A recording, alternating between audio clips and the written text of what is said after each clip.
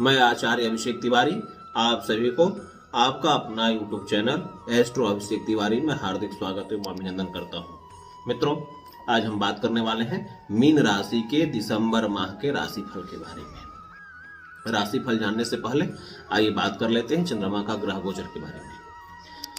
महीने 2-4-5 दिन ऐसे होते हैं जो हमें हमारे कार्यों में डिले डिस्टर्बेंस करते हैं, मानसिक तकलीफें उलझने ऊपर से मिल जाती हैं।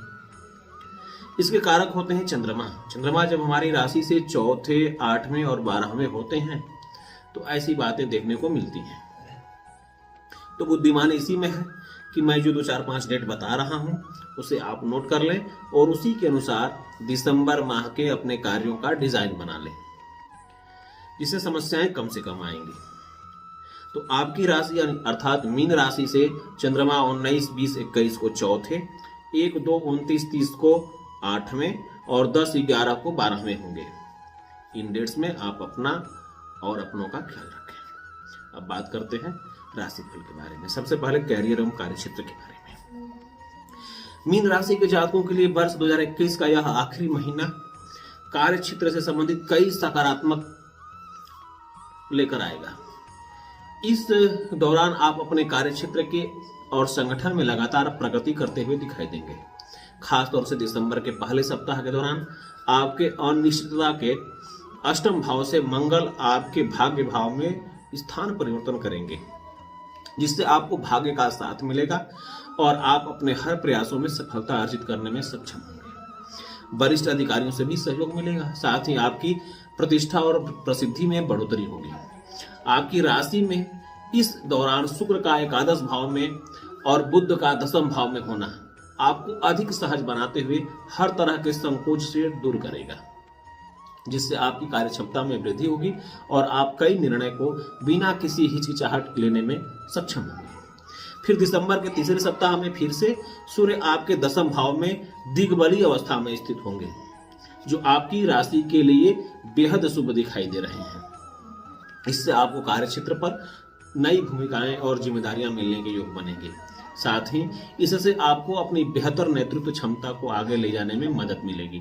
सूर्य का यह गोचर उन जातकों के लिए विशेष अच्छा रहेगा जो अपने संगठन या व्यवसाय में स्थान परिवर्तन करने के लिए लंबे समय से इंतजार कर रहे थे, क्योंकि इस दौरान उन्हें ऐसा करने से अनुकूल अवसर प्राप्त होने के योग बनेंगे।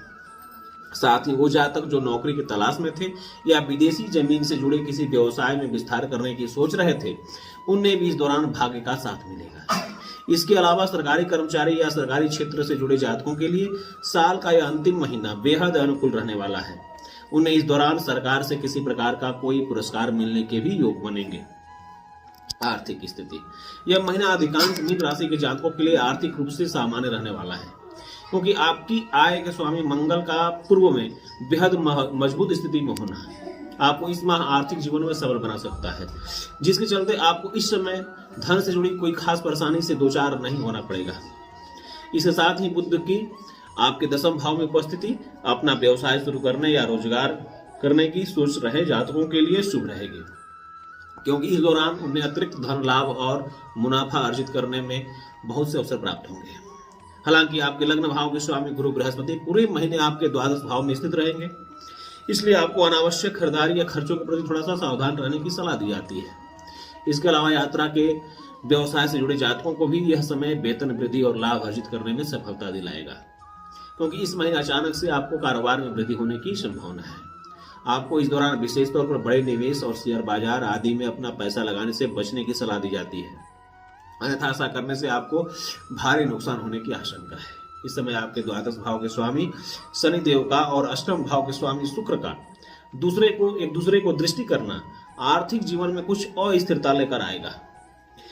जो व्यापारी जातक जो साझेदारी में व्यापार करते हैं उन्हें इस दौरान शानदार परिणाम मिलने के योग बनेंगे, क्योंकि उन्हें इस दौरान पार्टनरशिप से अच्छा धन लाभ होगा, जिससे वो अपने व्यापार में वृद्धि करने में सक्षम होंगे। इस समय आपकी सुख सुविधाओं और आराम में वृद्धि करते हुए संपत्ति खरीदने या बेचने से भी आपको अच्छा लाभ देने वाला है। स्वास्थ्य, वर्ष का अंतिम माह मीन राशि के स्वास्थ्य जीवन के लिए सामान्य से थोड़ा कमजोर रहने वाला है, क्योंकि आपकी राशि के स्वामी गुरु बृहस्पति होते हैं और उनका इस दौरान आपके द्वादश भाव में उपस्थित होना आपको कुछ स्वास्थ्य समस्या देने का कार्य करेगा, जिसके चलते विशेष रूप से आपको जोड़ों, घुटनों और पेट से संबंधित परेशानी होने के योग बनेंगे। आप में से कुछ जातकों को वजन बढ़ने और हार्मोन से जुड़ी समस्याओं से भी दो चार होना पड़ सकता है। इसलिए अच्छे स्वास्थ्य का आनंद लेने के लिए व्यायाम करें और उचित आहार लें। इसके अलावा आपके छठे भाव के स्वामी सूर्य की उपस्थिति भी आपको कुछ पाचन या अपच जैसी समस्या दे सकती है। इसलिए किसी भी तरह के अधिक मसालेदार या तले भुने भोजन से परहेज करें। कुछ जातकों को त्वचा संबंधी समस्या से भी पीड़ित हो सकते हैं। साथ ही वो जातक जो किसी तरह की विटामिन की समस्या से ग्रस्त हैं, उन्हें विशेष रूप से विटामिन डी से सावधान रहने की आवश्यकता होगी। हालांकि आपके नवम भाव में मंगल की स्थिति कई रोग और बीमारियों के खिलाफ आपकी लड़ने में मदद करते हुए आपको बेहतर रोग प्रतिरोधक क्षमता प्रदान कर सकती है। फिर भी सावधानी बरतते हुए जितना संभव हो तरल पदार्थ का सेवन करें। कुल मिलाकर कहें तो आपके स्वास्थ्य जीवन के लिए लिहाज से आपके लिए दिसंबर का यह महीना सामान्य से थोड़ा कम बेहतर होने वाला है। प्रेम और वैवाहिक जीवन, प्रेम संबंधों के लिए यह महीना बेहद शानदार नजर आ रहा है। खासतौर से विवाहित जातकों अपने बेहतर संचार और संवाद के साथ अपने पूर्व में हर मतभेद को दूर करने में सफल रहेंगे, जिससे उन्हें अपने रिश्ते में नयापन महसूस होगा और वे अपने जीवन साथी को समय देने के लिए किसी यात्रा पर जाने का भी प्लान कर सकते हैं।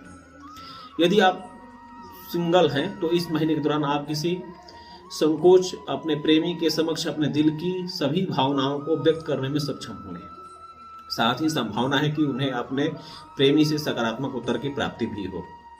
हालांकि आपके सप्तम भाव के स्वामी बुध का सूर्य के साथ युति करना कुछ प्रेमी जातकों के रिश्तों में मतभेद की स्थिति उत्पन्न कर सकता है। इससे उनके तनाव और चिंता में वृद्धि होगी। इसलिए प्रियतम के साथ अपने हर मतभेद को हल करने के लिए जितना संभव हो उनके साथ समय व्यतीत करें। मीन राशि के विवाह योग्य जातकों को भी अपनी इच्छा अनुसार उपयुक्त विवाह प्रस्ताव प्राप्त करने के लिए अभी थोड़ी और प्रतीक्षा करनी पड़ सकती है। हालांकि तलाकशुदा या पुनर्विवाह की तलाश कर रहे जातकों को इस महीने के दौरान अच्छे फलों की प्राप्ति होगी। पारिवारिक स्थिति, मीन राशि को अपने पारिवारिक जीवन में इस महीने के दौरान अत्यंत शांति, भाईचारा और खुशहाली की प्राप्ति होने के योग बनेंगे। इस समय परोपकारी ग्रह जो आपकी राशि के लग्न भाव में के स्वामी होते हैं, उनकी दृष्टि आपके चतुर्थ भाव में होगी। इससे घर परिवार में सद्भाव और सदस्यों से आपको आनंद की प्राप्ति होने में मदद मिलेगी। इसके साथ ही आपकी राशि के पारिवारिक भाव के स्वामी मंगल देव भी आपको इस पूरे महीने अपने परिवार से अतिरिक्त सहयोग देने का कार्य करेंगे। ग्रहों की दृष्टि आपको अपने ससुराल पक्ष, विशेष रूप से जीवन साथी के भाई के साथ अपने संबंधों को बेहतर करने में सहयोग करेगी, जिससे आप उनके साथ व्यावसायिक साझेदारी की योजना भी बना सकते हैं। इसके साथ ही लाभकारी ग्रह बुध का अपने स्वयं के चतुर्थ भाव को दृष्टि करना आपको घर परिवार से जुड़े कार्यों में आपकी रुचि बढ़ाएगा। इससे आपके और परिवार के सदस्यों के बीच पूर्व का हर मतभेद समाप्त करने में आपको मदद मिलेगी। साथ ही आपके तीसरे भाव के स्वामी शुक्र का आपके एकादश भाव में उपस्थित होना छोटे भाई बहनों से आपको पूर्ण सहयोग प्रदान करेगा। हालांकि आपके चतुर्थ भाव के ऊपर सूर्य की दृष्टि आपकी मां को कुछ स्वास्थ्य हानि दे सकती है। ऐसे में उनका उचित ध्यान रखते हुए उनकी सेहत से जुड़ी जरा भी लापरवाही न बरतें, अन्यथा परेशानी बढ़ सकती है। आप में से कुछ दाम्पत्य जातकों का अपनी संतान के साथ कुछ मतभेद संभव है। ऐसे में आपको सलाह दी जाती है कि हर परिस्थिति में बुद्धिमानी और धैर्य का उदाहरण देते हुए किसी निर्णय पर पहुंचे। कुल मिलाकर कहें तो यह महीना पारिवारिक जीवन में कुछ सकारात्मक परिवर्तन लेकर आ रहा है। अब मैं कुछ उपाय बता दे रहा हूं, जिसको आप करें तो आपका यह महीना शानदार और जानदार तरीके से व्यतीत होगा। प्रतिदिन गुरु बृहस्पति के मंत्रों का जप करें। नियमित रूप से गुरुवार का व्रत करें। गुरुवार के दिन देवी बगलामुखी की पूजा करना भी आपके लिए उत्तम रहेगा। गुरुवार को वैदिक शास्त्र पढ़ें। गुरुवार के दिन अपने गुरुजनों को नमन करें और उनका आशीर्वाद लें। गुरुवार को गरीबों और जरूरतमंद पीले रंग की वस्तुओं, खाद्य पदार्थों का आदि का दान करें, जैसे पीली दाल, गुड़, पीले वस्त्र आदि। नियमित रूप से हर गुरुवार को भगवान विष्णु की पूजा करें।